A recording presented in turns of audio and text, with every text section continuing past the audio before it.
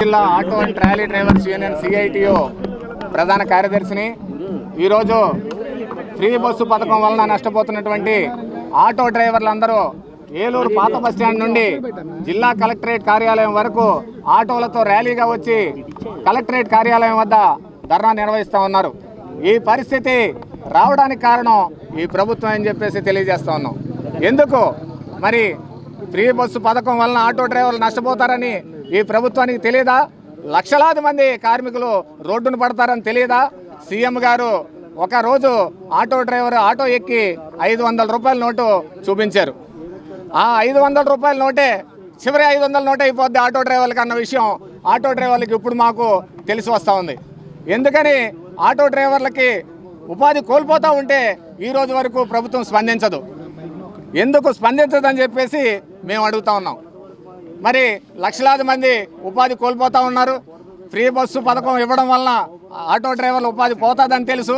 అయినప్పటికీ కూడా ప్రభుత్వం ఇంతవరకు కూడా ఆటో సంఘాలతో చర్చించలేదు. మరి ఎన్నికల హామీలు అనేక హామీలు ఇచ్చారు. గత ప్రభుత్వం 10,000 ఇస్తే మేము 15,000 ఇస్తామన్నారు. మరి మీరు ఇచ్చే 10,000, 15,000 ఈరోజు సరిపోతాయా ఆటో డ్రైవర్లకు అని చెప్పేసి అడుగుతూ ఉన్నాం. ఫైనాన్స్ కిస్తీలు కట్టాలి, ఆటో డ్రైవర్ల పిల్లల్ని చదివించుకోవాలి, వాళ్ళ తల్లిదండ్రులు అనారోగ్యం చేస్తే వైద్యం చేయించుకోవాలి.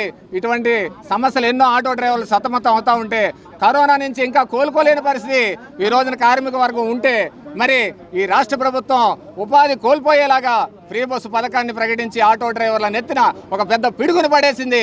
ఇది దుర్మార్గం, దౌర్జన్యం, చాలా అమానుషం అని చెప్పేసి తెలియజేస్తూ ఉన్నాం.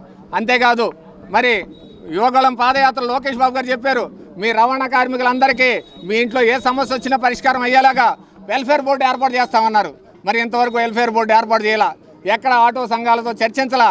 అంటే మీకు 164 సీట్లు వచ్చినాయని మీరు ఏకఛత్రాధిపత్యం వహిస్తే సహించదు కార్మిక లోకం, ఆటో డ్రైవర్లు సహించరని చెప్పేసి తెలియజేస్తూ ఉన్నాం. జీవో నెంబర్ 21 గత ప్రభుత్వం అమలు చేస్తూ ఉంటే ఆ ఫైన్లన్నీ తగ్గేలాగా జీవో నెంబర్ 21ని రద్దు చేస్తామని చెప్పేసి ఎన్నికల హామీల్లో ప్రకటించారు. మరి జీవో నెంబర్ 21 ఇంతవరకు రద్దు చేయలేదు. ఎందుకు రద్దు చేయాలని చెప్పేసి అడుగుతూ ఉన్నాం. మరి ఈ ప్రభుత్వం రాగానే రాష్ట్ర ప్రభుత్వం చాలా దుర్మార్గమైన వ్యవహారం ఏంటంటే 115 పట్టణాల్లో ర్యాపిడ్ ఉబర్ ఓలా సంస్థలకి పర్మిషన్ ఇచ్చింది. ర్యాపిడ్ ఉబర్ ఓలా సంస్థలు ఎవరండి? విదేశీ సంస్థలు, ఒక అమెరికా, ఒక దుబాయ్ సంస్థలకు సంబంధించినటువంటి సంస్థలకి ఇక్కడ వాళ్ళు దోచుకుపోవడానికి పర్మిషన్ ఇచ్చి ఇక్కడ ఆటో డ్రైవర్ల కడుపు కొడతా ఉంది ఈ రాష్ట్ర ప్రభుత్వం అని చెప్పేసి తెలియజేస్తూ ఉన్నాం. మరి కర్ణాటకలో రద్దు చేశారు. ఊబర్ ఓలా ర్యాపిడ్ సంస్థల్ని కర్ణాటక ప్రభుత్వం రద్దు చేసింది, పక్కన పెట్టింది. మరి మీరేం చేస్తూ ఉన్నారు? ఆటో డ్రైవర్ల పరిస్థితి మీకు అర్థం కావట్లేదా? రోడ్ల మీద 100 రూపాయల కోసం పడిగాపులు కాస్తున్నటువంటి పరిస్థితి ఈ రోజున ఆటో డ్రైవర్లది. వాళ్ళ కుటుంబాలు రోడ్లు పడే పరిస్థితి. మరి మీరు ఏం చేస్తారు? ఇంతవరకు ఆటో డ్రైవర్ల సంఘాలతో ఒక్కసారి కూడా చర్చించని ఈ రాష్ట్ర ప్రభుత్వం ఆటో డ్రైవర్లను ఆదుకుంటుందంటే ఎలా మేము నమ్మాలి? ఎలా మేము జీవించాలని చెప్పేసి ప్రభుత్వాన్ని ప్రశ్నిస్తూ ఉన్నాం. మరి కేంద్ర ప్రభుత్వం అడుగుల్లో ఆ చెప్పుల్లో కాళ్ళేసుకుని నడుస్తున్నటువంటి ఈ రాష్ట్ర ప్రభుత్వం మరి జీవో 106 BNS 106 అమలు చేస్తూ ఉంది. హిట్ అండ్ రన్ చట్టాన్ని అమలు చేస్తూ ఉంది. చాలా దుర్మార్గమైన చట్టం ఇది. బ్రిటిష్ వాడు చట్టాల కంటే తక్కువగా శిక్షలు ఉండే చట్టాలని మేము తయారు చేస్తామని చెప్పేసి బ్రిటిష్ కంటే దుర్మార్గమైన చట్టాలని ఈ రోజున BNS 106 క్లాజ్ 1 క్లాజ్ 2 అమలు చేస్తూ ఉంది ఈ రాష్ట్ర ప్రభుత్వం. ఇది చాలా దుర్మార్గం.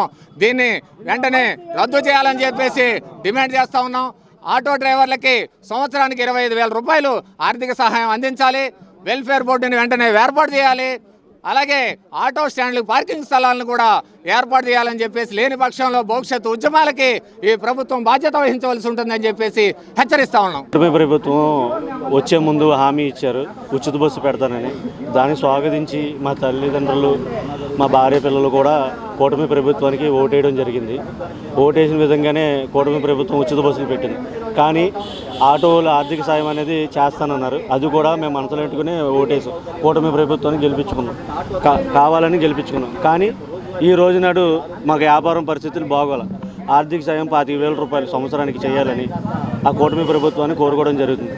అలాగే ఏలూరులో ర్యాపిడ్, ఊబర్ వాటి వల్ల ఈ ఉచిత బస్సే కాక కూటమి ప్రభుత్వాన్ని మేము స్వాగతిస్తూ ఉచిత బస్సును మేము స్వాగతిస్తున్నాం. ఈ ర్యాపిడ్, ఓలా అనేది తీసేయమని మన కూటమి ప్రభుత్వాన్ని కోరుకోవడం జరుగుతుంది. మా కష్టాలు ఇన్ని అని కాదు, 2 నెలల నుంచి ప్రతి ఆటో డ్రైవర్ కూడా ఈఎంఐలు కట్టలేదు. అలాగే బజాజ్ ఫైనాన్స్లు ఇవన్నీ ఉన్నాయి. డ్వాక్రా అవి కూడా కట్టుకోలేని పరిస్థితుల్లో ఉన్నాం.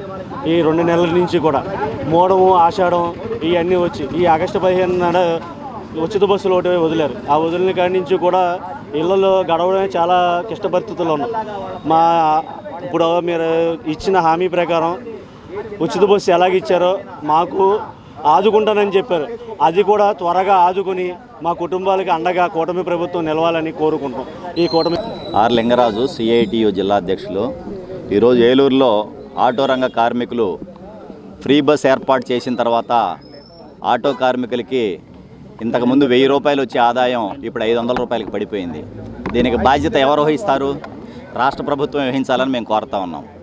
మరి ఫ్రీ బస్ ఏర్పాటు చేసి మహిళలకు సౌకర్యం కల్పించారు, సంతోషం. దాన్ని మేమేం వ్యతిరేకించట్లేదు. కానీ దానివల్ల ప్రభావం పడే ఆటో కార్మికుల జీవితాల గురించి మీరు పట్టించుకోకపోవడం చాలా బాధాకరమైన విషయం. ఇప్పటికైనా కానీ ఆటో కార్మికుల తరఫున, CITU తరఫున మేము ప్రభుత్వానికి విజ్ఞప్తి చేస్తున్నాం. మీకు ఆటో కార్మికుల మీద ఏమాత్రం చెత్తశుద్ధన్నా కానీ సంవత్సరానికి కనీసం 25,000 రూపాయల నష్టపరిహారం వాళ్ళకి ఇవ్వాలని చెప్పేసి మేము డిమాండ్ చేస్తూ ఉన్నాం. అలా లేకపోతే వాళ్ళ ఉసురు తగులుద్ది మీకు. వాళ్ళు వేసిన ఓట్లు మీకు మళ్ళీ శాపమై కూర్చుంటాయని మేము చెప్పదలుచుకున్నాం. గతంలో జగన్మోహన్ రెడ్డి గారు 10,000 ఇచ్చారు, మాది మెరుగైన ప్రభుత్వం, మేము అంతకంటే మీకు సంక్షేమ కార్యక్రమాలు ఎక్కువ చేస్తామని మీరు ఎన్నికల్లో హామీ ఇచ్చారు. యువగళంలో లోకేష్ గారు కూడా చెప్పారు. అందుకోసం 25,000 రూపాయలు ఇస్తే ఎంతో కొంత ఉపశమనం కలుగుతుంది తప్ప వాళ్ళ యొక్క ఉపాధిని మీరు పూర్తిగా రక్షించలేరని మేము చెప్పదలుచుకున్నాం.